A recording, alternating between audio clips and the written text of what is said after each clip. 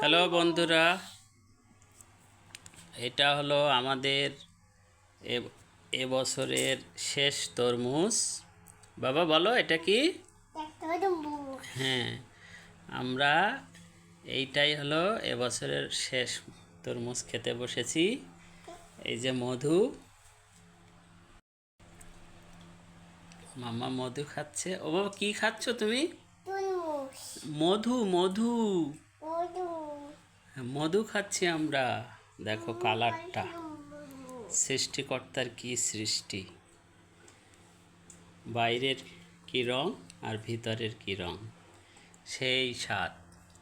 এটা হলো আমাদের এবছরের শেষ রসমালাই খাওয়া, শেষ মধু খাওয়া। দুপুর হলেই এই একটা মাস ধরে সোনামা এভাবেই মধু খাচ্ছে।